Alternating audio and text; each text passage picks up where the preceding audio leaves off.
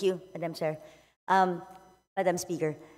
Next question. So overall savings, I just noticed na after 2015, hindi na nagkaroon ng reporting. Then bumalik siya noong 2020 and 2021. Then afterwards, no more reporting again as to the overall savings of each department.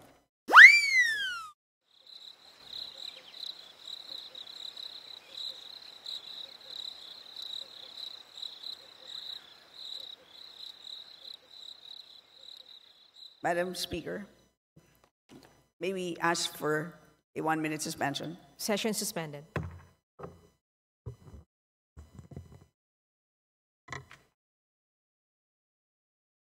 Session resumed. Please proceed. Madam Speaker, Your Honor, as you know, the meaning of savings is now different.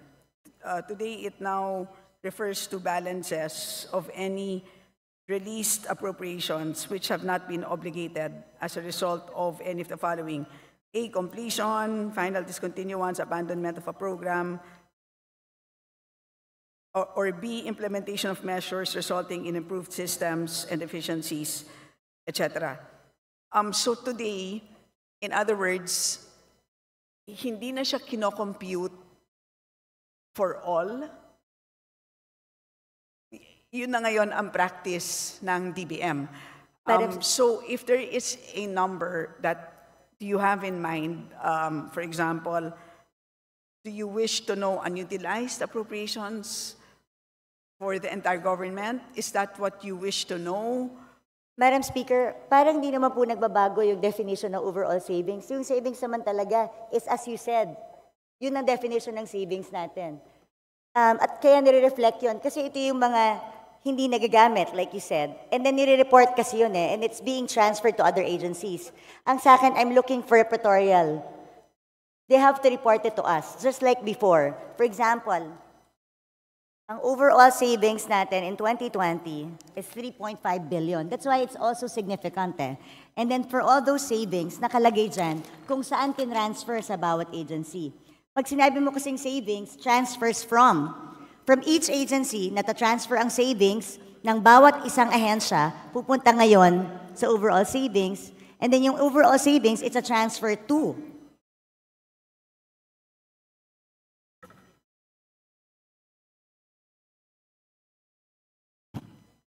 Madam Speaker, it can be provided, but they don't have the figures now.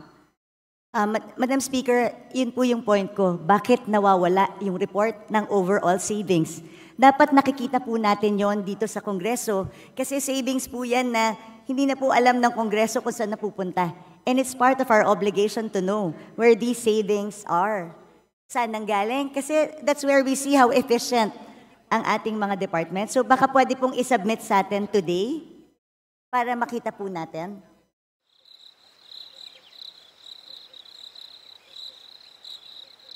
Ang pagkakaiba, Madam Speaker, today is that the agencies themselves use their own savings.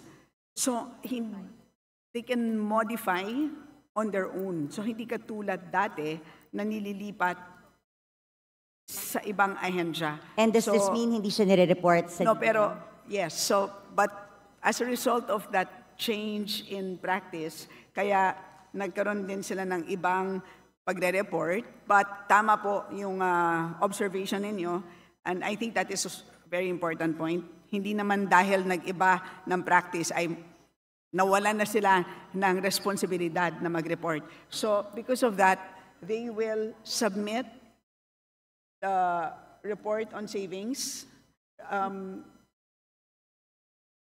They will provide the report as okay, but henceforth, they will include include it in the BSF. Moving forward. But you will submit within the week to the Committee on Appropriations and we will copy furnish all members. Yes, please, Madam Speaker, kasi napaka-importante po na alam natin how efficiently they're using. Napakadaling mag-declare ng savings kung bibigyan natin ng blanket authority ang departments to use the savings and use it whenever they want or augment something without passing through Congress. E di, i-bloat na lang palagi yung bidding, yung ABC. Tapos magdadive. You know, this is not acceptable, should not be acceptable to us. That's why we need those reports. Kaya sana po, within the week, or sana nga within the day or hanggang tomorrow para naman po mapag-aralan, Madam Speaker. Anyway, my next question refers to, dito na ako sa, alam naman ni Madam Sponsor ito, yung tungkol sa earmarked revenues. Madam Speaker, sa pagkakaintindi, can you define earmarked revenues through you, Madam Speaker?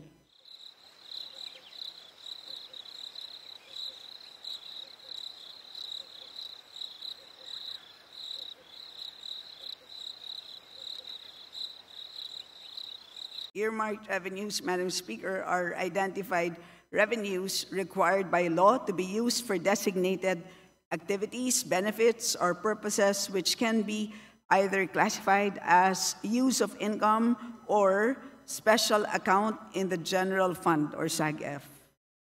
Nung pong nag-interpolate tayo, sinabi po sa akin that the cash isn't available because the cash is being used. Madam Speaker, Madam Sponsor, tama po ba na pwedeng gamitin ang earmarked revenues ng national government wherever it pleases?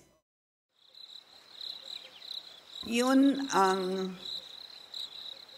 practice po ng natin. But let me explain. Madam Speaker, yung tanong ko po, hindi kung practice siya or hindi.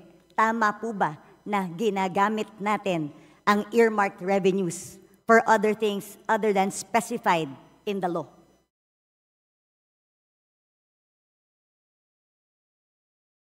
Madam Speaker, if I may be allowed, Yes.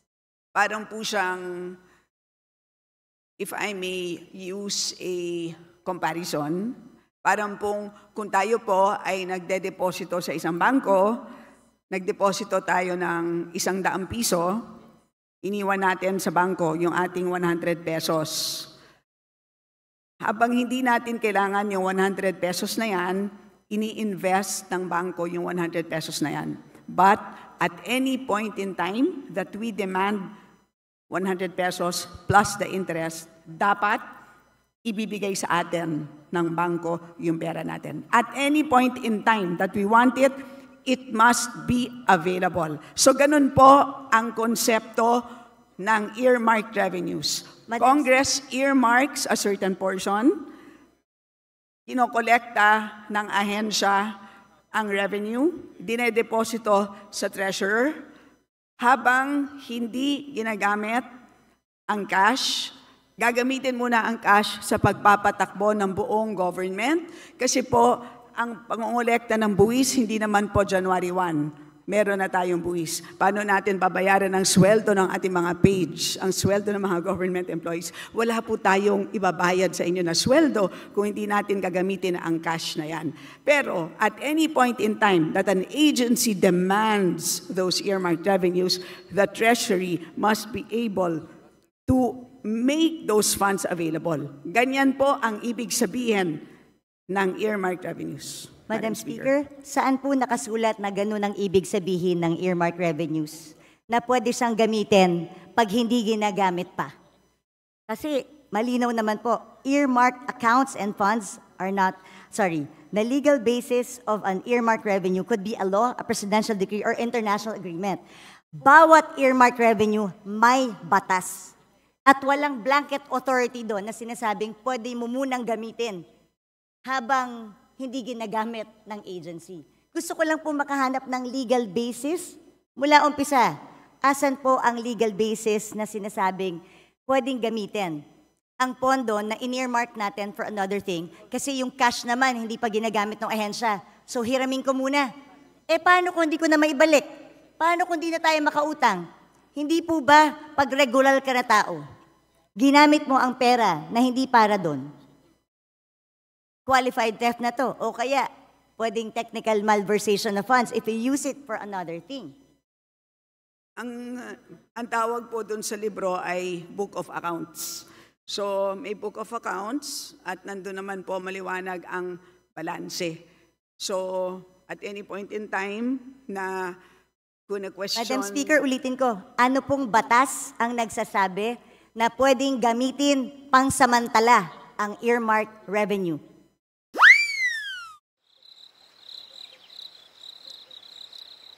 So, hindi po ginagamit ang revenue. Maliwanag po yun. Yung pera, Madam Speaker. Saan po sinasabing batas na yung cash na nakolekta ng isang collecting agency para sa isang bagay na naka-earmark? Kaya po tayo nagpasa ng batas sa Kongreso. Gusto ko itong SUF para lamang sa free wifi. O meron na siyang 24 billion na cash na nakadeposito. Pero sabi nga, yung cash na to nawawala na kasi ginagamit siya habang hindi pa ginagamit ng free wifi. Hindi ko po talaga masettle sa utak ko kung paano pwedeng, kung ano, yun lang naman tinatanong ko, ano po bang batas ang nagsasabi? Yung cash na para sa free wifi, pwede munang hiramin ng national government para gastusin sa ibang bagay nang hindi nagpapaalam sa tamang or walang proper documentation. Madam Speaker, una sa lahat, napag-usapan na natin ito at maliwanag naman na at any point in time na kailangan na ng DICT ng additional funds para sa free wifi, they may request. Madam Speaker. Maliwanag po yun at katulad din doon Madam sa Speaker. fire trucks. So lahat po yun ay pwede. So yun ang sistema po ng paggamit ng accounts sa special accounts in the general fund. Ganun po ang sistema. Pero kung meron pong legal question ang ating kagalang-galang na B.H. Herrera, nandito naman po ang DOJ, Judiciary, pwede po siyang magtanong ng legal opinion, ng opinion mula sa DOJ because that is really beyond us. Hindi po ako hindi po kami makakapagbigay ng isang legal opinion. Yun ay pwedeng hingin sa DOJ, Madam Speaker. Madam Speaker, Your Honor. we are the power of the purse here. Tayo po ang nagpasa ng batas. Yung pera na in-earmark natin, mahirap po na ginagamit, tapos pag kailangan na, sasabihin mo, pag kailangan na, nandyan. Paano kung wala? Hindi ba ganun yung mga estafa cases? Hindi ba ganun yung mga pyramiding scams? Na pagka umutang ka ng pera, for such a, di ba, tapos biglang pagkailangan na, hindi mo na makuha. Pwede mo i-demanda yung taong yun. Ang sinasabi mo kasi, at any given time, ang defense mo is at any given time, pwedeng hingin ng free wifi yung budget. Eh, paano kung walang pera ang gobyerno? Sa akin, hindi yung it's readily available. That's not the point. Ang punto dito, pwede bang gamitin para sa ibang bagay ang cash na inalat ng Kongreso para sa isang particular na bagay? Hindi po excuse yung sasabihin natin, available naman pag gusto ng ahensya eh. Anong difference nito dun sa DAP? Well, ang tawag po dito, Madam Speaker, ang tawag po dito ay cash management by the national government, and this is under Executive Order number 449. Yan po ang mandato ng ating National Treasury. So, kung meron pong legal question na gustong pang talakayin ang ating kagalang-galang na B.H. Herrera, ay pwede naman niyang itanong sa Supreme Court kung gusto niyang talakayin pa ito. But as far as we are concerned, at any point in time na hihingin ng ahensya, ang earmarked revenues na yan, dahil maliwanag po, mas maliwanag pa sa alas 8 ng umaga, ang balanse nila, ay demandable po yan. Madam Speaker, hingin nga po maliwanag sa tirik ng araw yung balanse. Alam mo yun.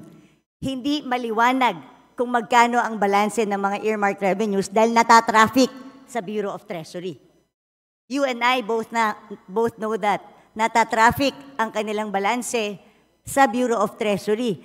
Because nagagamit ang pera. Tapos naghihintay ngayon ng balancing or reconciliation. Madam Speaker, this is not a legal question. It is also a management of cash question. Dahil at the end of the day, nangungutang nga tayo dahil kulang yung pera natin eh.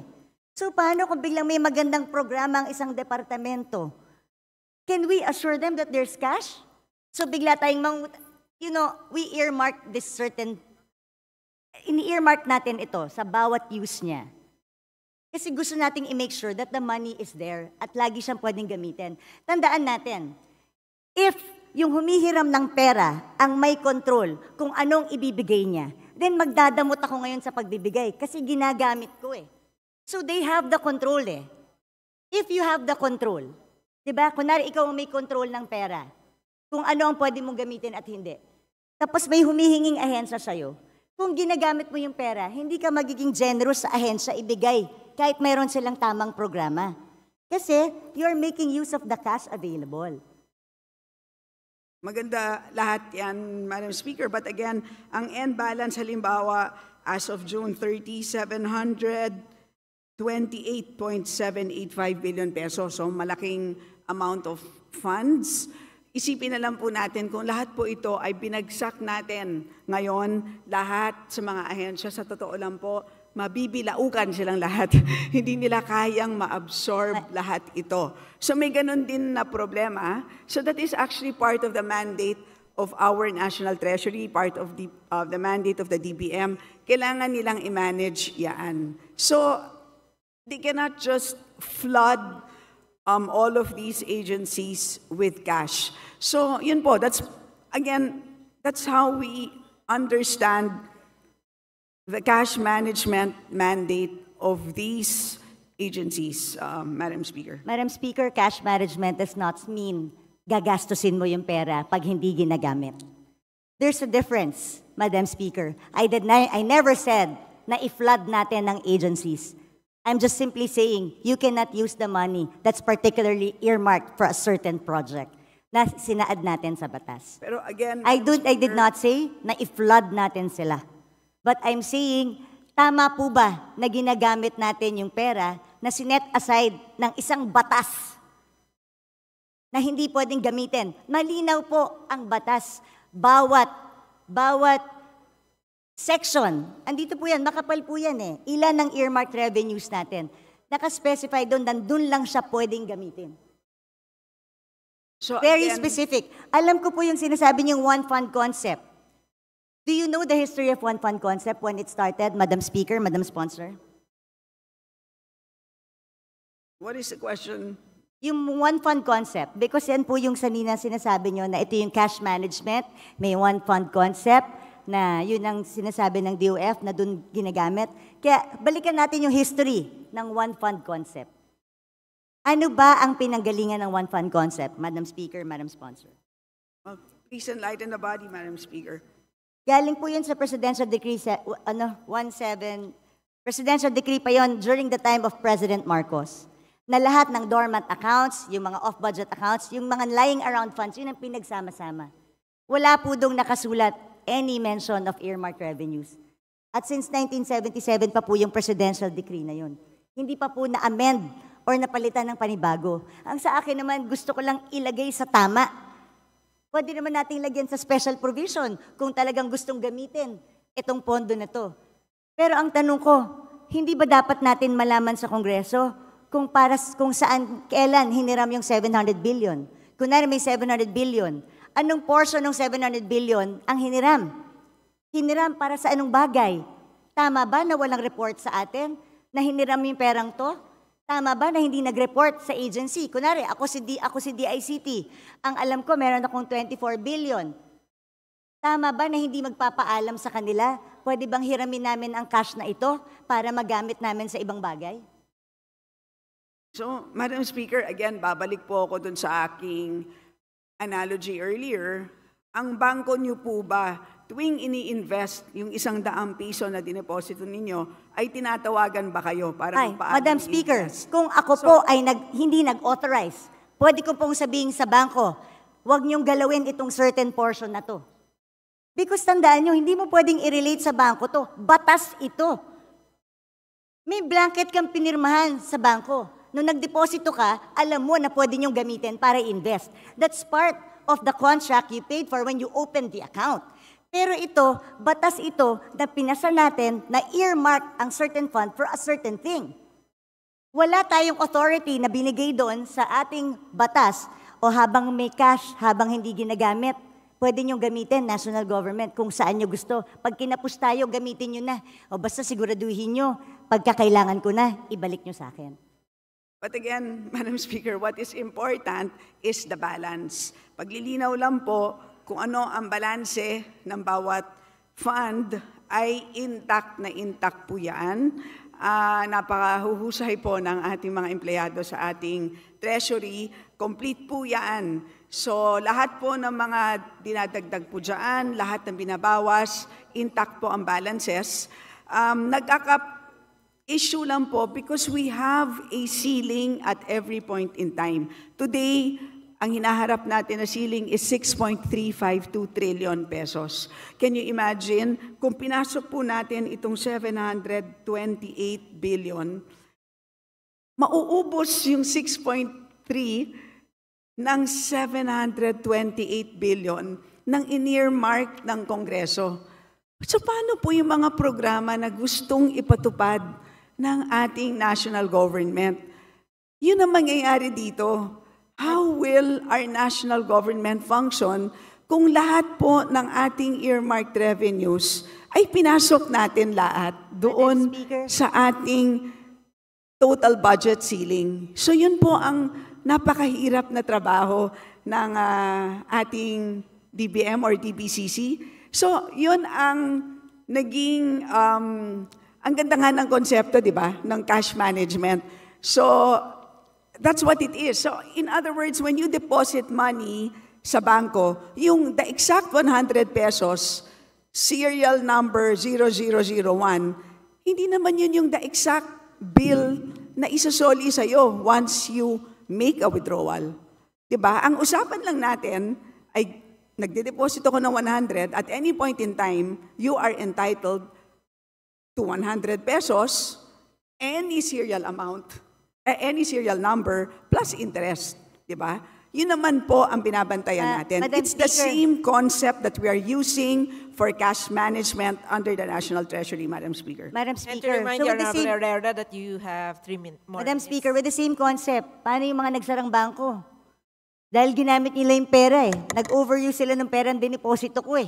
So nung nag-withdraw ko, hindi na mabalik sa akin dahil nagsarado yung bangko eh. Like I said, Madam Speaker, again, I believe in the one fund concept, pero mag-amenda tayo ng batas. Isaayos natin. Ano ba sinasabi ko dito ever since all budget hearings? Sayang ang mga pondo sa earmark revenues, sayang ang mga pondo sa off-budget, sayang ang mga dormant accounts. Ilagay natin sa one fund concept, I agree. Pero let's pass a law. Let's amend the PD. Let's amend the presidential decree or magpasa tayo ng batas dito sa Kongreso if we really want to allow that. Yun lang po yung aking palaging sinasabi kasi right now, and mag-report sila sa atin sa Kongreso kung saan nila ginamit at kailan na hiniram yung pera. Madam Speaker, hindi na natin alam saan napunta yung pera na ginamit na yon. Oo, nandyan. Pero nung hiniram nila, para kang nagsabi sa any empleyado, ito petty cash natin sa opisina. So, ibig sabihin, kung meron akong petty cash dito sa opisina, kung merong mga ilangan sandali, ay hiramin ko lang sandali, ibabalik ko naman eh. Pag nabuko mo yung empleyado mo, is it acceptable? Kung kunwari, nagbigay ka ng pera specific sa iyong staff, para dyan lang yan. Tapos hiniram ng staff mo, hiramin ko lang naman ibabalik ko rin Is that okay? Does it make it okay? Madam Speaker, it is not the same situation. That is, I stand by my position that accounting-wise po, hindi naman ginagastos ang earmark revenue as long as hindi programmed. Intact po ang balances ng ating earmark revenues. Cash-wise, ay fungible naman po siya. So, yun po ang sistema ng cash management. Kung may problema po ang ating kagalang-galang na BH Herrera, again, of course, she's free to file a resolution, file an inquiry, file or solicit an opinion from the DOJ. So, Madam Speaker, paano nga pag hindi na ibalik? Paano kung walang pera yung gobyerno? What happens now? Because ginamit natin for other things, pinambayad natin ng utang. Is that your last question, the Honorable Herrera? Well, I would like to put this on record dahil meron One pa more naman pong minute. second round. While the earmark revenues may be pooled to the general fund under the one concept, the fact that these are not readily available cash resources but an obligation suggests a shift from the one fund concept to misappropriation. The remittance of the earmark revenues recorded in special accounts has merely become a means to circumvent the purpose of earmarking, allowing physical possession and access to these earmark revenues, which under the Republic Act is, like you said, 700. So, Madam Chair, Madam Speaker, Madam Sponsor, sa akin ilagay po natin sa tama. At mag-report po tayo. Marami po tayo. Pwede po natin lagyan ng special provision na i-report sa atin kailan nila hiniram ang pera. Because hindi ko po talaga matanggap na pwedeng gamitin po yung pera na in-earmark natin for a specific thing, kahit ba hinihiram lang ito sandali. Like I said, hindi ba to parang DAP that was declared unconstitutional by the Supreme Court?